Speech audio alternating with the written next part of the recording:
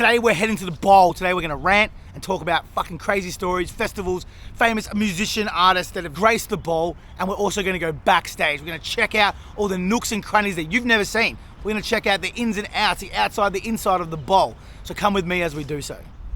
All right, let's set the scene first, guys. You're walking up, it's 2005, call it, right? You've just called a maxi taxi in with your mate. You're being dropped off just down here. And then you can hear the music pumping, boom, boom, boom, boom, from a distance. You're excited, you're ready to go, you're ready to rock. You've got some pingers hidden away in a wallet or a sock, and you're worried about sniffer dogs. You've got a little bit of excitement, you've got a little bit of anxiety, you don't know if you're gonna get in, you don't know what the day is gonna hold. And you are waiting to drink as many Smirnoff black cans as humanly possible. This is the bowl, this is iconic, this is fucking Melbourne. So let's go check out the bowl. We're walking up now to the entry to the bowl. This is always the spot where you get in. This is not the backstage area. We're gonna go to the backstage area and the backstage entry, and we'll talk about that too and how that works, because no doubt majority of people haven't experienced that. So we're gonna go through that. But normally when you walk up here, there was droves of people, so everyone's coming. You can hear the music screaming across that hill or down that hill, and it's the bass that you hear first. You hear that boom, boom, boom. I just talked about it before, and I've talked about it in other videos, but it gets my blood pumping, right? So then you're walking up here, and this is the bowl. So traditionally over here, on the right hand side, they will normally have what you call your box office or your box gate, and that's where you collect your passes from. If you don't have tickets, you can buy them. If you do have an issue or you got to pick up VIP bands, you normally pick them up from there. And then over here is the gates where you walk through. So this is like, traditionally it must be something oncoming this weekend, because it's fucking, there's gates up and there's a guard there. It's just sort of strange, but anyway, you come up here, and then the sniffer dogs. We all heard about them, haven't we? So the sniffer dogs would always be in that area there. So that's where the cops would be. If you were unlucky enough to come here when they were out, that's where they would come through, and they would walk through all this area here, the line, and also in the gate. So there'd be a lot of scared people. One of those issues that I might bring up about the sniffer dogs and why people like myself are against them is because people panic, people get really, really scared. So people will come over here and they'll see those sniffer dogs and they'll hide. You'll see them sort of hiding in the trees, and they're trying to stay away from the dogs, and then they will eat their drugs, or people have been known to eat their drugs and die. So what I think it does, it actually scares people to do something stupid that they possibly wouldn't, and I guess that's what I'm going to touch on. So what actually happens if you get caught by sniffer dogs? Basically the dog comes on and sits down next to you. If you've got recreational amounts, so say a couple of pingers or a bag or whatnot, traditionally you get pulled into like a little, like a marquee over here that has the sides off. They'll ask you if you have any drugs hidden on you. You can then present them. If not, they'll start to go through a process of like pat downs, potentially strip searches, whatever there may need to happen to figure out what's going on. And if you are caught with, let's call it one bag, they will then give you a drug caution, which basically what it is to say, hey, I've been caught with drugs. A diversion is actually called, drug diversion, and you need to go to a counsellor to talk about why you do drugs. So that's it. You get given that pass, they take your drugs off you, and then you actually are allowed into the festival. So that the fact that people get so scared that they eat their drugs and they die is so fucked. And I think that the police, I'm not against sniffer dogs, obviously they've got to try and find people with bulk amounts of gear or money or whatever, but I think the issue for me is that the fear tactic, they should be explaining what I just explained to you. If people knew that you just got a drug diversion issue, then why would you care? Like if I was holding a couple of pingers and I got caught by cops, they gave me a thing to go see a counsellor to talk about why I did drugs, which is actually a pretty positive fucking way of dealing with it, and then I got to go still experience the festival, then it's not really that bad, it's not really that scary. So I think that they probably should promote that more than what they do, because people think they're going to go to jail. People think they're going to go to jail for getting caught with a couple of pingers, which is just not the truth. So anyway, the bowl, what a fucking iconic place. Let's go suss it. So we're walking up to the gate entry, and normally the fence jumpers would hang around well past that red car. So like right over there is where the fence jumpers go. You know what? Let's actually go suss it. We're walking up around the perimeter of the bowl. There's these fences here. These look permanent now, but they definitely weren't permanent back in the day, because people would, they were a lot more fucking flimsy. So up over here was always the fence jumper paradise where people would come. So you've got your main entrance, and then you've got your back entrance, which is back over that way, kind of towards the MCG thing, I guess. We'll probably get there in a second. And then you had your fence jumper area. So the fence jumper area was always the same spot.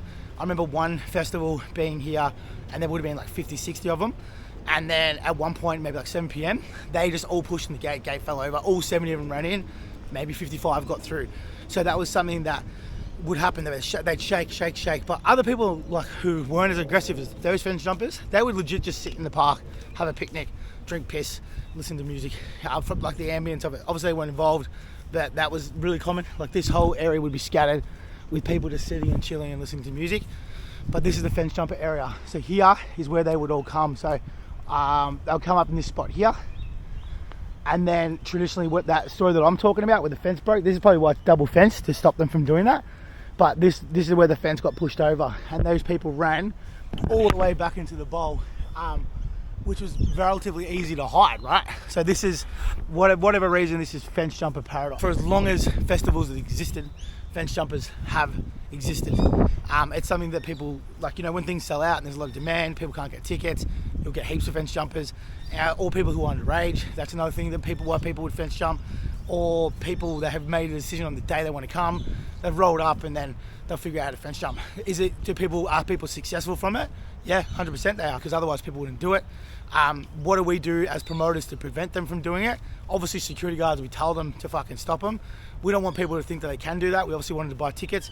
It's an expensive industry, this industry. So we try to do as much as we can to make people avoid fence jumping.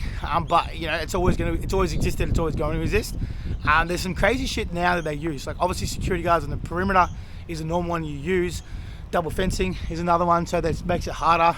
Sometimes you'll have double fencing, you have a guard walking within that double fencing, so that's almost like a fucking prison gate. They're like self-made prison gate, so they've got to get over 2 gates to slow them down so they're easy to catch. The craziest one I've seen recently is they do it in the bush doors, because the bush doors is obviously a lot easier to jump in.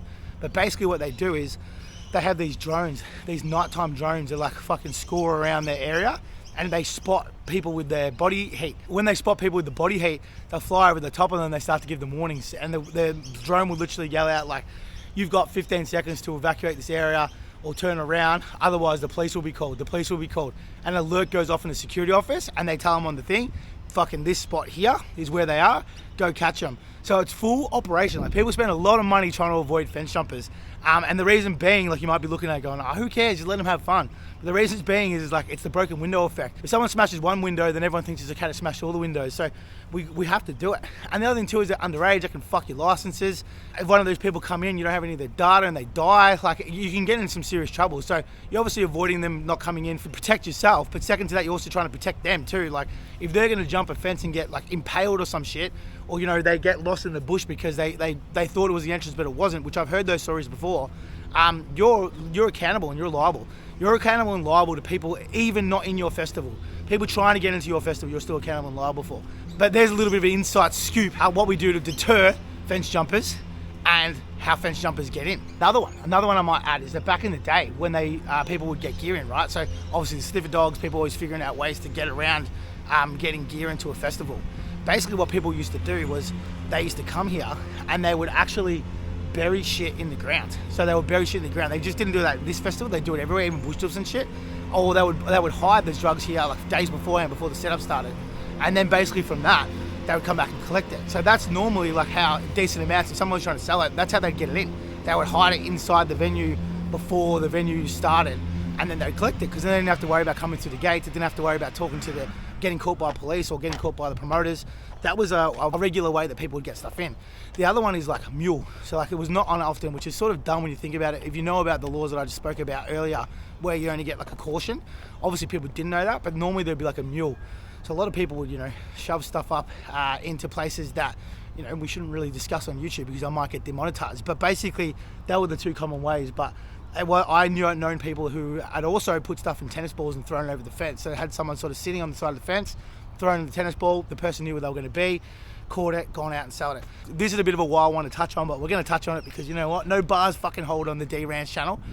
What a pinger used to cost. So a normal pinger on street value would cost like 25 to 30 bucks back in the day. There was economy of scales depending on how hard stuff was to get in. So if you were to come to a festival without gear and you decided you wanted to participate in a Googaroonie, you could buy them from people doing those things that I said, the tennis ball was burying them, someone smuggling them in. There was obviously no shortage of that stuff happening because it's effectively an economy in there, right? If you didn't want to smuggle your gear in and you wanted to buy it inside, the economy of scales was humongous. So you'd be looking at between anywhere $50 to $60 per unit to buy one, because I guess you were paying for the risk that someone else took to get it in there, which is a bit wayward, but I'm like, fuck, you know what? I think that people find that interesting. 4 people have been charged as police swarmed the music festival Summer Days. The event started started early this afternoon, police confiscating drugs and arresting unruly concert goers. But it wasn't all fun for everyone who bought a ticket. Some claimed pills they were found with were legal substitutes. Others were cuffed and dragged away.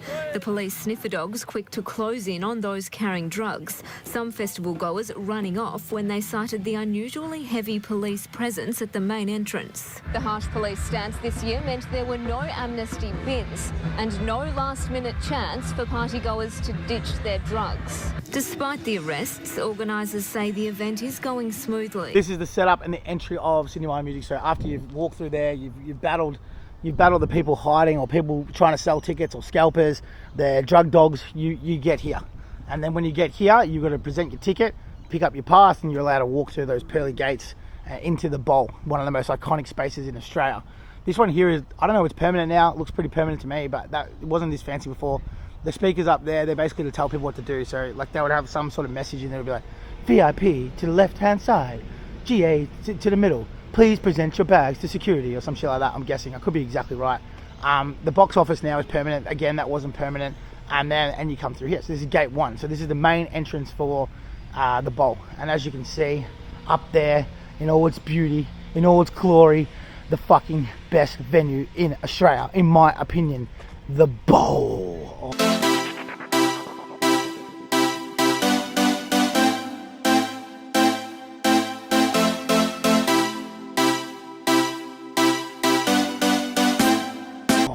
God, look at it. And we're going to get in there. We are going to get in there. We're walking backwards to the artist entry, also like, I guess, backstage entry, where we'll meet our tour guide and we'll go through and we'll check out the bowl. So a little bit of history on the bowl. Sidney Myer Music Bowl is named after a guy called Sidney Myer. He was inspired to build this after seeing the Hollywood Bowl in LA.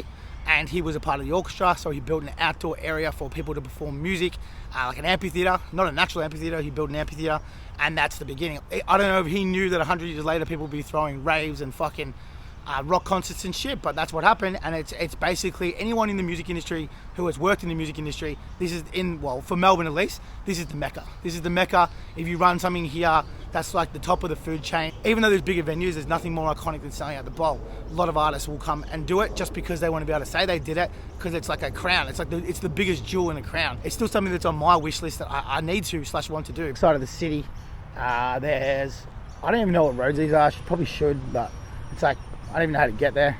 Sorry guys. But here we are. This is the back area of where you come up and you can enter here. So you can drive in normally. You can park up at the top there if you're lucky enough.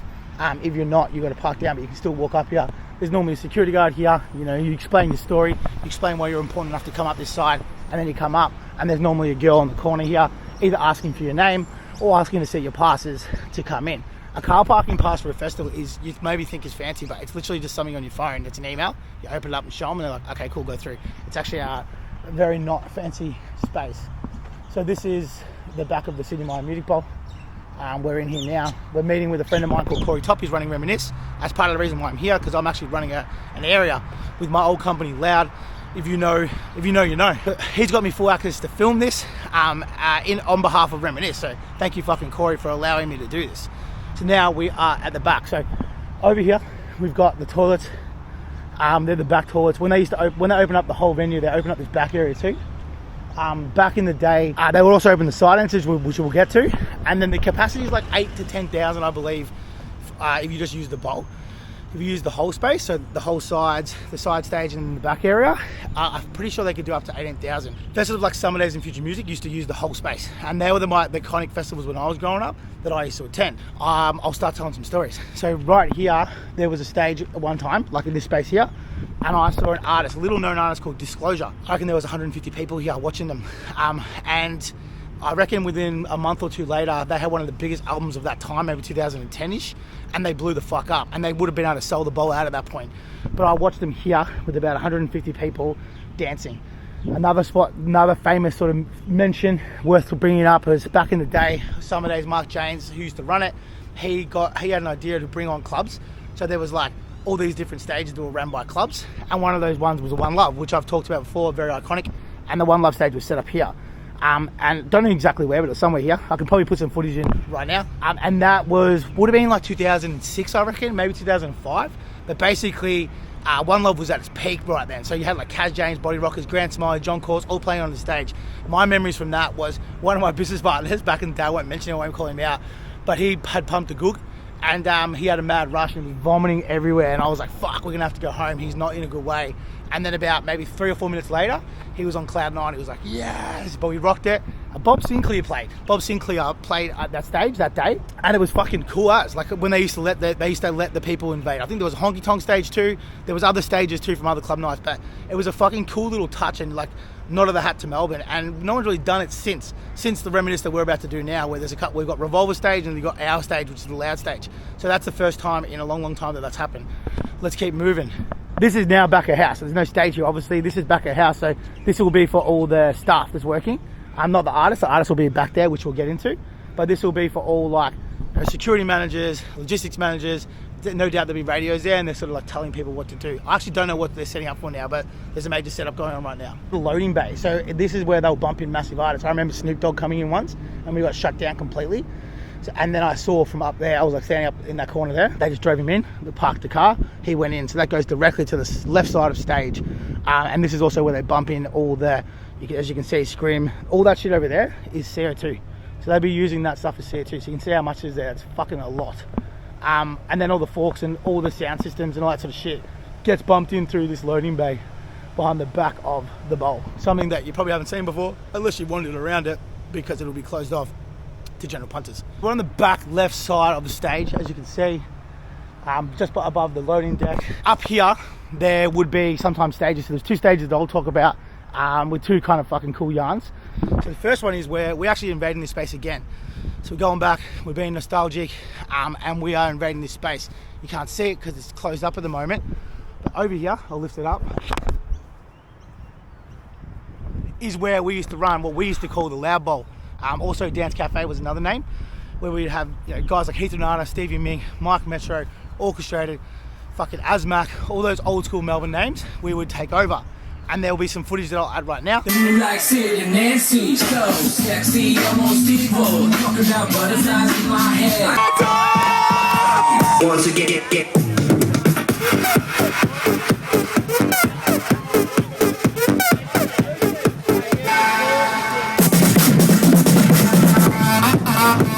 There was actually times where we were doing more people than the main stage and the fucking backstage. So the time that I talked about seeing Disclosure, my stage was busier. So I left that stage and I reckon there was 4,000 or 5,000 people. And I left that stage to go watch 200 people watch Disclosure, which is insane. But that's how big Melbourne Sound was at this time. This was like 2008 to 2012, but we would run that space all the time. And it was fucking huge. And it was a real honor to be able to play it. So like a lot of the guys, it was hard. Like you couldn't get a gig if you were a Melbourne DJ. Obviously no one gave a fuck anywhere else, but the promoters here, like Richie McNeil and Mark James, they knew that we had that much pull. So they would put us on, but we'd always be hidden in the corner. But when we were hidden in the corner, we always had some of the biggest crowds. I again remember watching our stage and there was like 4,000 or 5,000 people. And then I went and watched Snoop Dogg and I reckon he had less. Yeah, I reckon he had less people than we had watching him. Up for discussion, I could be exaggerating, but up for discussion. But it was, if not, it was fucking pretty close. But that's how big that sound was at that point in that of time. And there's another one here. So there was a stage here and it was like, I played on it. I actually DJ'd. I'm gonna add a photo right now. With a guy called Mickey Knox, an iconic Melbourne name. And we played on the back of an F-150 truck or some shit, and it was a pretty shitty stage. And was like basically back then I used to sell like 1,000 tickets and stuff. So I used to be able to get sets. This is before we did the Loud Bowl. So that was one of those sets that I basically bought in a sense. And we played, but one time, which is probably an iconic thing to talk about, one time we had somebody play. We had a little guy by the name of Will Sparks who played, and he played on the bubble stage. So it was a stage that had like bubbles in it, and it had a little elevated area that they used to be able to DJ and play on. And basically, he played in my stage, as I was saying, about 4,000, so he ripped away from my stage. And my stage was dead, and I'm like, what the fuck? So I walked up here to go check out this bubble stage, and this bubble stage was like, it was a shit little promoted DJ stage. Like, normally there'd be no longer more than 10 people dancing at maximum, and this thing was like a pool of people. There were people everywhere, all over this area here, watching Will play. And this is just before he blew up. So this is in that early ages when everyone was sort of going, what is going on here? Like, what's actually happening? What's making this guy so special? And at that time, I think he was playing for Pommy or Circus or Lady Luck or whatever at that stage. But he drew everybody out from everywhere. And this whole area here was just a sea of people watching Will Sparks play. Pretty cool, iconic moment. He then went on to play stages like this. He played fucking One Love main stage, second stage, two. He got humongously big in that next probably year and a half. But that was the first time I saw him play at a festival and really saw that pull, which left me scratching my head going, fuck me, what's going on with this dude? I'll talk about some iconic shows that I've seen myself. Actually, firstly, the biggest record for the biggest show ever in Australia was a band that go by the name of the Seekers, and they did 200,000 people at the Bowl. How? I don't know. It must have been just people on people on people on people. Back in the 80s, they used to do free shows, and they used to have stuff like AC/DC, the Angels, and it was free shows for all ages, and people could just come. And back then, they used to have gangs called like the Sharps and Skins, and they would come on and punch on. From what I've been told from people that were used to come back in the 80s as teenagers, it was pretty fucking rough. I'll see if I can find some footage and I'll add it here. What sort of people do you like? Sharpies.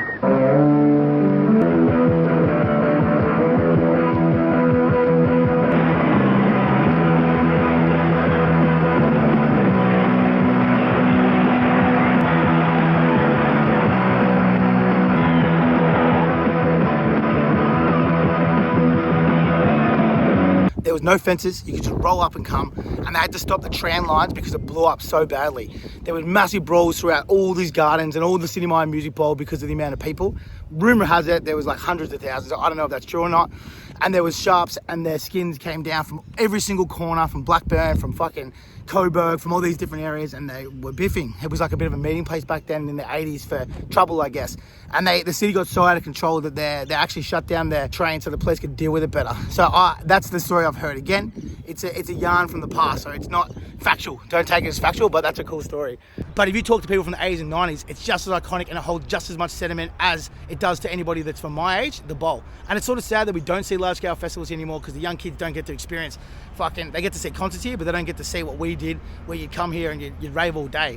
Another event that probably should mention is Kiss My Grass, which was just a local lineup, nobody big, and that used to pull massive. I remember one of my favourite times of being down in that amphitheatre Bowl watching a guy called Hellraiser play to probably 15,000 people. So they used to kill it and do massive amounts of numbers, and it was only local DJs. So that's how hot the scene was back then, that they were able to sell 15,000. For anyone who doesn't know what Kiss FM is, Kiss FM was a local radio station, kind of like a pirate radio station where, you know, locals had shows. So local DJs had shows, local clubs had shows. We had a show called The Loud Show where we'd put on and showcase our DJs. Will Sparks was someone again who blew up on that. We had another guy called Jungle Jim that used to work for us, and he blew up on that too. So people used to, you know, have a moment on that space or on that radio station, and they become massive. But Kiss FM, I don't know why they stopped it, the festival, but they ran for like 3 or 4 years. It was on Australia Day always, and people loved it. All right, let's keep walking. Backside of where the fence jumpers come in that I was talking about in the left far corner, you'd sort of see when I saw that fence come in, it was like boom, and they all ran down here. But there would have been, you know, 10,000 people. So of the 80, I reckon majority got through. There was also big stages and stuff. We always like Red Bull stage and shit here. And then we're here. We're ready. Are you ready for the grand reveal? Look at this beautiful motherfucker. This thing here is what we call the Bowl. The most iconic fucking space in my opinion in Australia. So they're setting in for a show now. I don't know what it is, I'll find out. They had something here last night. Oh, actually, it could be packed down. There was a band on last night. This is the hill you stand on, the GA hill, and you watch straight down. It's got one of the best viewing platforms in Australia, and that's why I think people love it so much. So you'd rave on the hill, watch artists on the hill. Some of the acts that I've seen, the best show I ever went to was an artist and group called Daft Punk for Here for a Live. So no doubt people who watch this are going to remember that. They did 2 shows. It was one on a Friday and Thursday. Both sold out, and it was fucking insane. So you can imagine the giant pyramid in the middle there. It started off with human, robot, and then it went off, and it was like probably the best hour and a half of my life. It was fucking off its head. Holds a lot of nostalgia for people. Anyone who went talks about it still. I had a mate the other day who had tickets with me, and he actually told me that he bailed. So he bailed because it was too hot. I don't even remember how hot it was, and he says he still regrets it to this day. So that was 20 years ago, probably 2008, I think. So he regrets it still to this day because all these friendship groups that he hangs out with talk about how good it was, and it was fucking iconic. Another one I saw here was Kanye West. I would say it sucked. He sat here, and I was standing like just over here, and I watched him, and he did run away for like ages, but he was being so picky. He kept saying like, turn the music off, start again, the lights are wrong. He was like arguing with the light guys, and it just took for ages, and then he would just go into these massive rants for 15 minutes about nothing. It made no sense. I saw something that day which still sticks with me because I was like, that is fucking rank. But there was a dude here standing, and from a distance a little bit further away from us, and he fucking threw a bottle into the crowd forwards, and no doubt he sconed somebody. And I knew people who had been hit back then. Like, I can't believe they used to even have bottles like at a point here, at a bowl, or even a festival in general, I remember watching and going, you're a fucking dickhead. And I think he ended up getting touched up in the end for doing it, but it was something that used to happen every now and then. So some wankers, not to call people out, but kind of like footy jocks would sometimes do it. They'd throw the bottles in the air or throw stuff in the air and the crowd, and it would scone people, and it's just shit go. If you do it, you're a fucking dog. Look how beautiful this thing is. You can imagine the sun going down, watching fucking favorite artists. Some artists here, like let's talk about artists, other artists I saw. We saw Snoop Dogg, I saw Chemical Brothers, I saw David Guetta, I saw Boys Noise, I saw obviously Daft Punk, I've seen Justice, I've seen the list goes on. Like, it's so massive. Some of the lineups we used to have back in those days was fucking insane.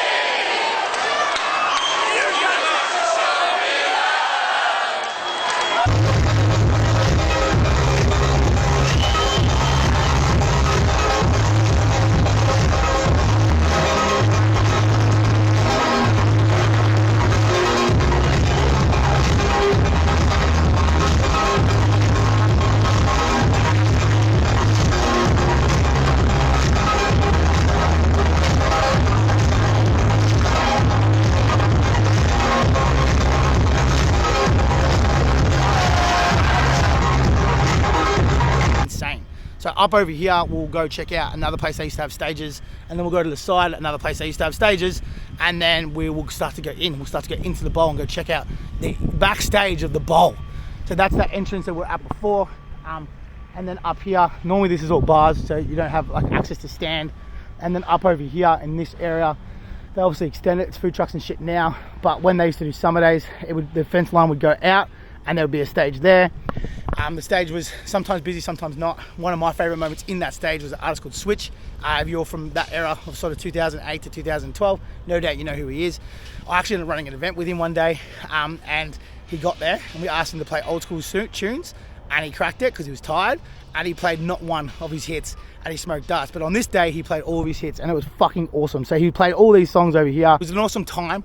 I was dancing at the time. I was like his peak fandom of that artist, and it was fucking sick. The other place they hold stages is over here on the left-hand corner. It used to always be the trance stages, so I didn't spend a lot of time there. Ultra Music recently has been here. Other than that, Reminisce, obviously, this is the heart and home of Reminisce. And Reminisce, I guess, plays on what I'm talking about now. You can see how passionate I am about this space. Reminisce basically highlights that time, which was the bowl, which was Summer Days, which was Future, which was Kiss My Grass, which was local DJs. It was house, it was fucking big hits, it was summer, it was hot, it was fucking amazing. So Reminisce, I guess, is what the reason why that works so well is that it brings the nostalgia to everyone in my generation that had awesome times here. We get to revisit and we get to rethink about it. It holds a special part in fucking everybody that I know's heart. Everyone loves the bowl. You say the bowl, everyone's like, fuck yeah. And so they should, because it's fucking mental. Talking about Reminisce, there's a moment that I cannot not bring up. Most people I've talked about in the podcast, and for whatever reason, it seemed like everybody was there. I was standing up over that spot there at the point, and there was a guy called John Course. John Course is one of the most famous DJs in fucking Melbourne at minimum. He's like a household name if you grew up in that era. And on top of that, people love him. He's still a wicked DJ now, but he does the top 50 countdown for Reminisce. But on this day, he was playing, it would have been 2-3 p.m, and he was playing Summer Days on New Year's Day, which was the biggest festival back then, in my opinion. Still to this day, I think it was the best festival ever. And there was rain warnings, severe rain warnings, so we could watch this dark cloud coming across here. Old mate Johnny Course up there DJing. Back then they had like their blow up things hanging off. Like, we didn't really have LEDs and shit back then, so it was more like actual decor. And it starts to piss down, and the minute it pisses down, everyone sort of starts to scrabble to grab ponchos or run.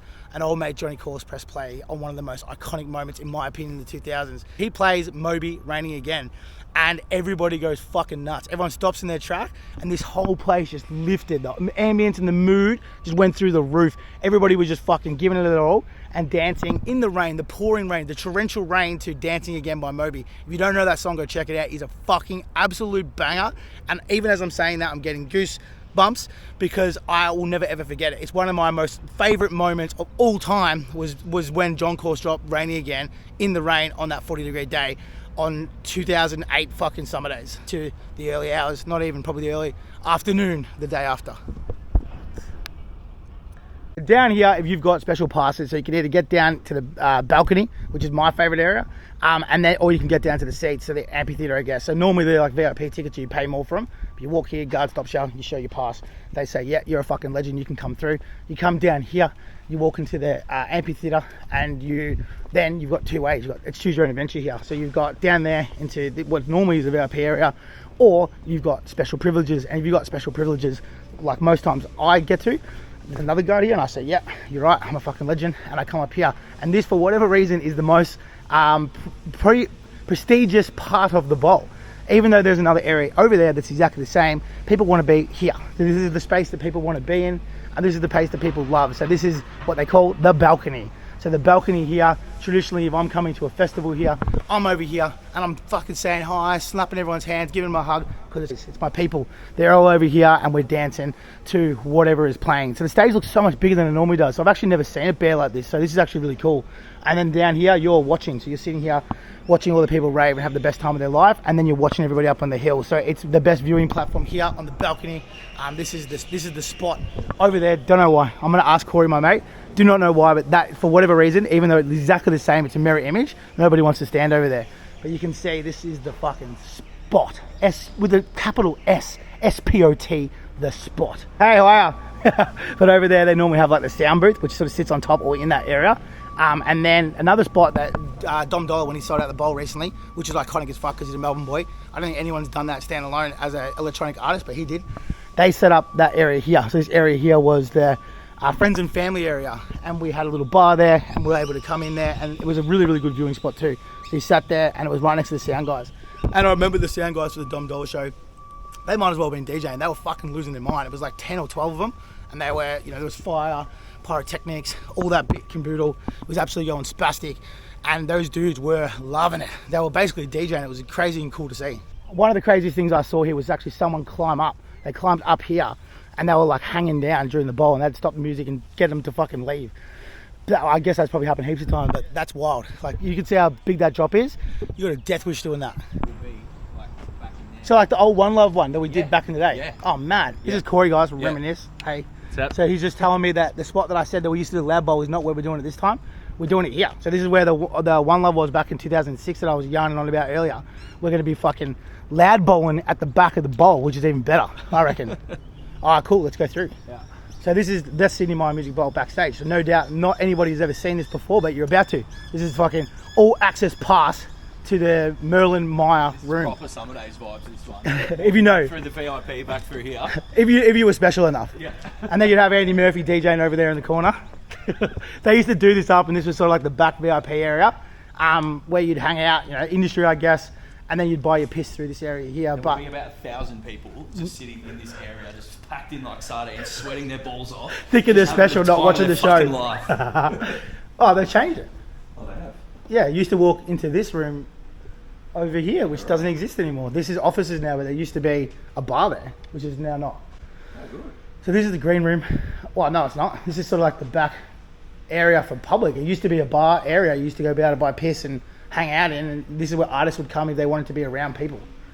And then they used to do this up. They have like lights and stuff like that, and they would have matting, and they'd make it look beautiful. But it was like, I don't know, the special people of Melbourne would get to hang around here. You get VIP passes. Back in the day, you didn't buy VIP passes. It wasn't a thing. You used to get given them. Now you can buy them. So it's sort of taken that little special touch off it, but back in these days you had to earn one, or had to be someone to get one, and you're allowed to come back here. So as Corey said, 1,000 people would be rammed in here, just feeling very important, because they were very important people. Stage door, for those that don't know what a stage door is, basically what it is where artists come through. So like a stage door, they have them in theatres, they have them at music festivals or whatever. It's if you're an artist or you're a person who's working here, that's where you go through, the stage door. We don't use that term though, that's more of like a theatre term, or maybe like hectic musos, but in the dance industry, we don't use the word stage door, we just use back entrance. We know it's fancy. So we've got photos from every year. What, the actual bowl took them? Yeah. That's the best. Yeah. So that was one of the stages. Oh yes, that was the one where I watched Switch. Was that when the at the front? Yeah, that's the extension. Yeah. Yeah, that's the one I was talking about earlier. There's like the bubble one that Will Sparks played on, man. There was like 800 people there when he played. The foam pit, man, was just elite. Yeah. This is the that's the one. That's the one that was my stage. Yeah, see, I thought that was at the back. Yeah, we don't use that area often now, but we've still got the ability to use it. I think you guys are the last to use it, to be honest. Oh, dude, I'm getting goosebumps looking at these. Who was that? Was that? Go back, that was Axwell. Axwell, yeah. That was the set. That's well, yeah. The set to end all sets. Oh, dude, how's the fashion? It's crazy. You're like, Oh, look how many see? people are there. That's ridiculous. What would have been the cap back then? 25, but probably push 30. Wow. So what? A peak summer days was doing 25,000. Oh yeah, easy. So that was summer days. This one here, Yeah, some days. 2008. I was here for that, 100%. So I've just found a little fucking hole thing in the back. So this takes you to the front of the stage. I guess then the stairs up there, so you can get up there and you can go through the seats. But this is a little area that I've actually never been down in the bowl. So we'll come up here and we'll quickly do a run through into here. So that was where we just were before. This is normally how you get onto the balcony. The door's shut, but that's where it is. You got toilets out here. Maybe that's why everyone loves it. And then you come through here, and this is like the backstage area. That's the actual entry to the bowl stage. Then there's two ways onto it. So we'll go back around here now. You've got, that takes you back up to where we were before. To more dressing rooms, there's 1 and 2. And this is the actual space of the arena. So you walk in here. I stood here one time with David Guetta playing, and there was these giant fucking robots. And that was the first time I saw someone do the pull the phone thing out.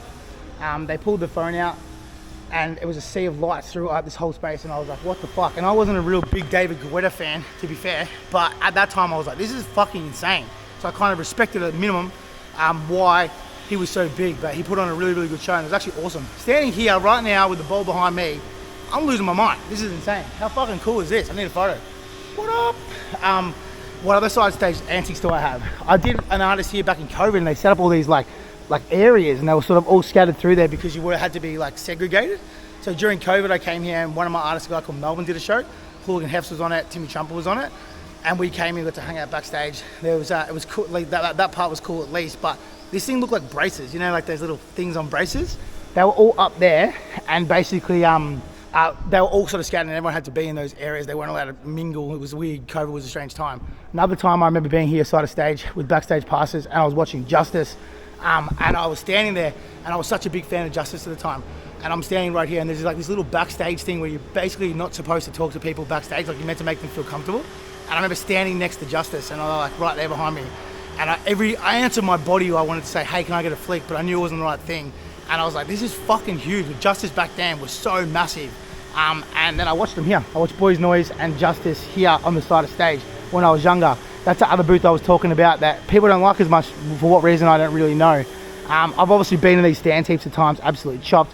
When I talked about Hellraiser before, I was like right there, right in front of stage. I've got photos, I might be able to add one. That's me, Raven, in fluoro gear to hardstyle, which is a bit of a different experience. I'm going to keep going, guys. We're going to punch this out. Find out about Reminisces to find the secret tunnel. So there's a secret tunnel we're about to go to. So this is exclusive backstage footage. This is so exclusive that I've never seen there. And there it is. No, it's not there. So I don't even know where it begins, but there is a secret tunnel in here that takes you to the sound booth, I believe, yeah? Yeah, the front of house. Yeah, so you can get from here, experience what it's like when the show's full, and then get down under to that space. I remember when someone first told me about it because I was sooking about having to go all the way, push through the crowd to get to the front of house. And someone's like, what about the tunnel, bro? And I was like, huh? Hang on, come again? And they're like, yeah, just come down here. And we're like walking. I'm like, what the fuck? This is the sluice. Fuck yeah. This is exactly how I managed it. How cool is that? This is sick. This is the flood line, so when we've had like floods from Paul Kelly and cars like Candlelight. Oh, what? You can see the flood lines? Yeah. Oh, what? That's insane. So this was Carol's by Candlelight one year. Oh, you've marked it in Sharpie. Got marked in Sharpie. Paul Kelly's main gravy got around here, but this one we had to turn the power up. So the main power comes through this orange tube. So when that's got water over it, no power to the venue. Yeah, wow. We can have pump trucks and get the water pumped out before we put any power back on. That's insane. That way, come up later. Yeah, I reckon. Alright, I'm going to come up. Come with me as we go to the secret hiding hole, Sidney Myer Music Bowl. The flood zone. Make some gravy, baby. What the fuck? What do I do when I get up here? It's not easy, to be honest. Oh yeah, so I climb over the back. You're on your own though, cowboy. I'm gonna pass this that. Oh, this is actual amateur film. Amateur film. Oh, is that my phone? It's all gone south, yeah. Is it recording? Sweet. Oh fuck, I absolutely massacred that. Is there lights up here? Yeah. Here we go. This is the back area. Switch. Oh, it's opened. So this is the front of house. This is where you listen to all the music in the bands. That's insane. So we just came from over there in that back area there, and then we've gone underneath the ground all the way through here, up here and there. Insane. That's the fucking secret hidey hole of the bowl that no one even knew, including me until today. Old mate Corey told me. It's epic. So we're doing a podcast, me and Corey, on Monday. So you're going to be able to watch out for it. It'll probably come out like early Jan. You'll be able to hear the story of how Corey took a backyard party, top 50 reminisce, to the fucking bowl, which is, I think, one of the craziest stories in Melbourne. So keep tuned for that. It'll be around probably about early Jan. See you then, fam. They actually shut down the train so the police could deal with it better. So that's the story I've heard. Again, it's a yarn from the past, so it's not factual. Don't take it as factual, but that's a cool story. Now we're running back to the fucking car. I've got a podcast in Richmond that I'm 15 minutes late for. See if my fat ass can fucking get there on time. I'm a promoter. I'm never on time, unfortunately. If you ever have a meeting with me, don't. Oh man, I'm gonna have to climb over this gate. Kidding. If you stuck around this long, you're gonna get a little backstage tour of this. This is not a part of the video, but this is the Dom thing. Check this out. Oh, I can't zoom that way. That thing is fucking huge. It's like the stage you saw if you watched the Good Things video I did. It's 3 times the size of that. It's massive. And then all these towers here, they're sound stacks, they're delays they call them. And then there's also lighting on the delays, which is insane. So you're talking, that's probably like, there's 250 meters. It's a full footy field and some to where I'm standing behind me. That's the Dom show. There's going to be like 30,000 people here. It's fucking mammoth. For a guy that lived in Melbourne, to be able to pull this off 2 nights in a row is insane, guys. Fucking insane. Dude, yeah, it's mind-blowing. Anyway, you'll probably have seen this go viral on TikTok and every other platform by the time my Sidney Myer Music Bowl video goes up. But check it out. Hi, I'm Papa, and if you're watching my dad's YouTube channel, please like, subscribe, and follow so we can go to Disneyland. And if you don't do it, you're a bad human. Please subscribe now. So we're walking up to the gate entry, and normally the fence jumpers would hang around well past that red car. So like right over there is where the fence jumpers go. You know what? Let's actually go suss it.